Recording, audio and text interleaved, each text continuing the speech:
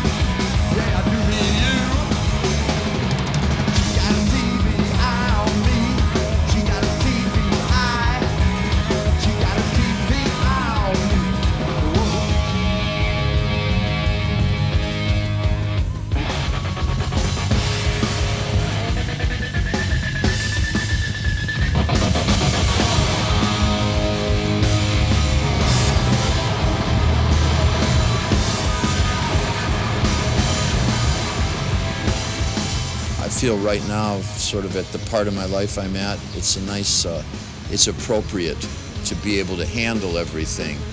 But I think when I was in my 20s or early 30s, I wouldn't want to be some little businessman with a guitar.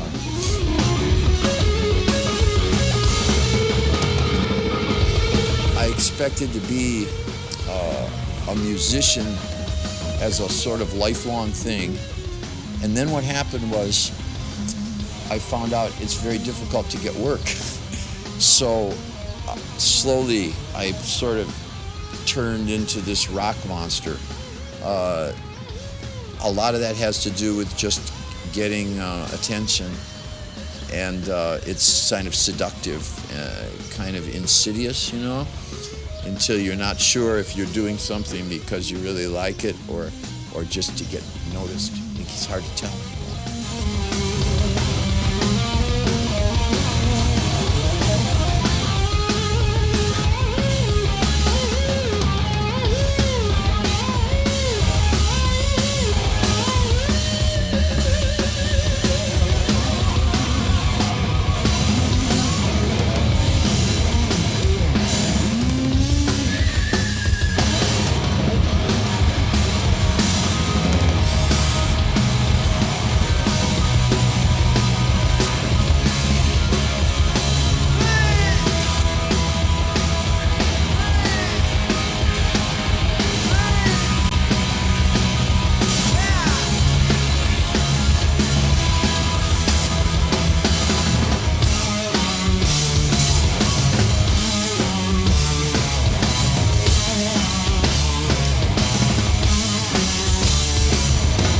I felt like I was actively opposed by the music business. I was a threat to them. I mean, they would laugh at me, but behind, in the back of their mind, they must have been thinking, if too many people think like him, we will lose control.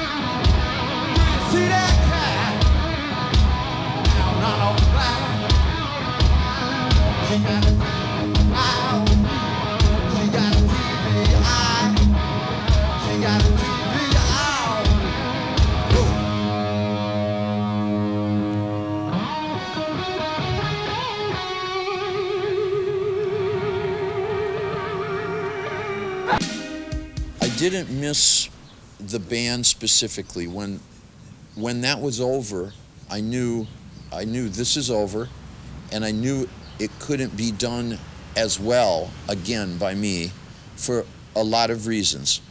Some of those reasons were because I thought the people that were in that band didn't have the capability anymore to give avant qualité, first quality avant work. Secondly, I didn't think it was time for me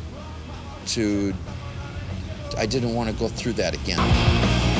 I became more solo, find this person, find that person to work with, and I was not very comfortable. No, it was very, it's more lonesome to work that way, and you don't have your friends to fall back on when someone attacks you. You have to take it and defend yourself. Some sort of an exchange there. That would be the simplest way to put it. And some sort of friendship. And right now, I think we're leading very different lives. You don't relate anymore together? I haven't seen him in a while, but I have very good feeling of him. Think very well of him.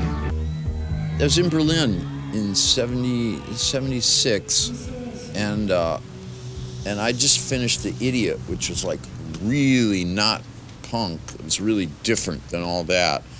And somebody brought over a tape from London, had the Sex Pistols and the Damned, and a bunch of others.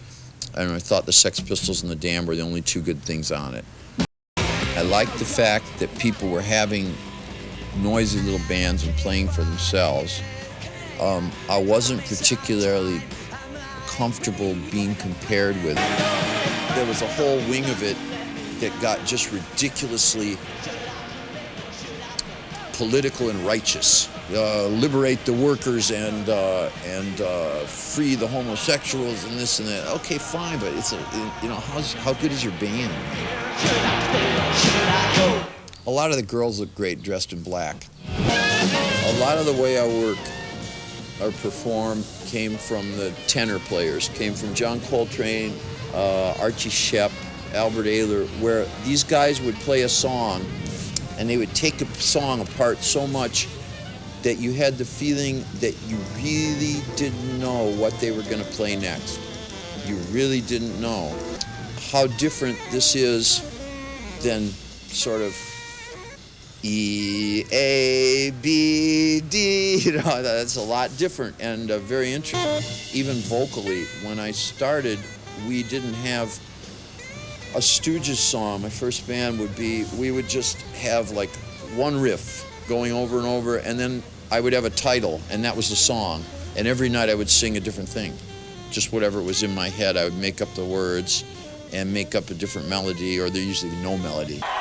Sometimes the reason to lose your clothes is to cut through the sameness of the experience, because basically this has become like a lucrative big business. A lot of money, every motherfucker wants to do my job.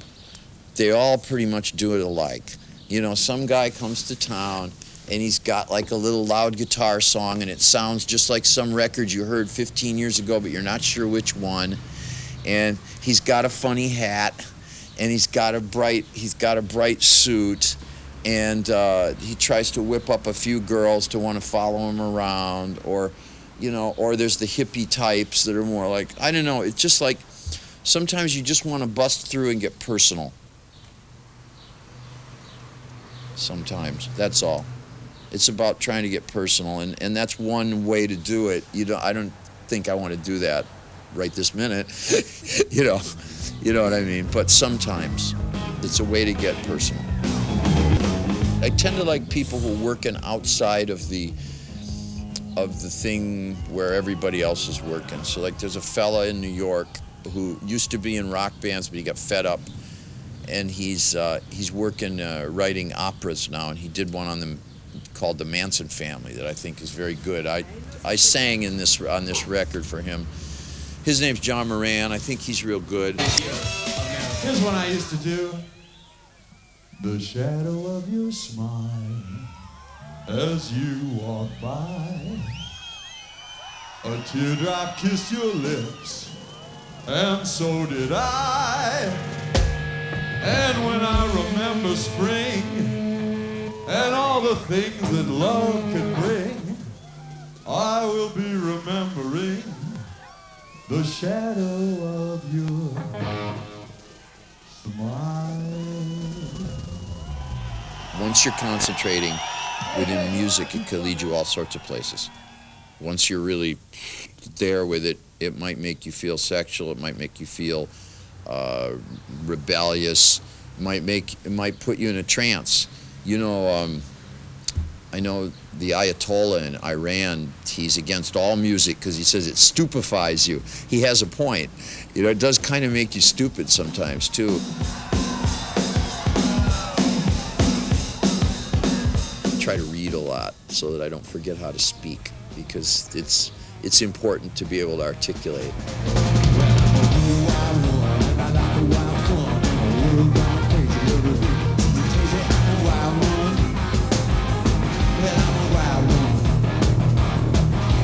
Bust it up, keep it moving wild, keep it swinging, baby, I'm a real wild child.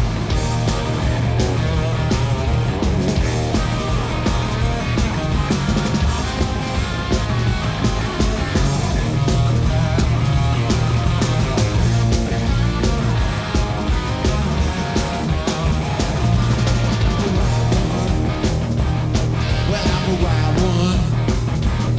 Well, I'm a wild one. Well, I'm a wild one. I wanna break it loose, keep on moving wild, keep on swinging, baby, I'm a real wild child.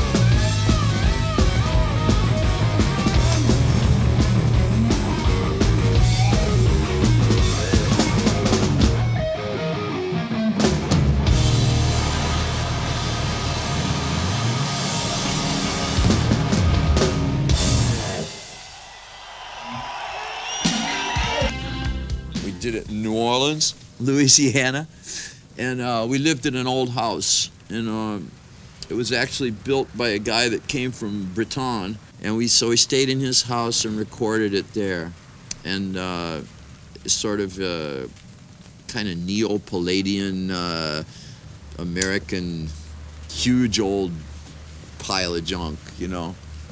It's raining.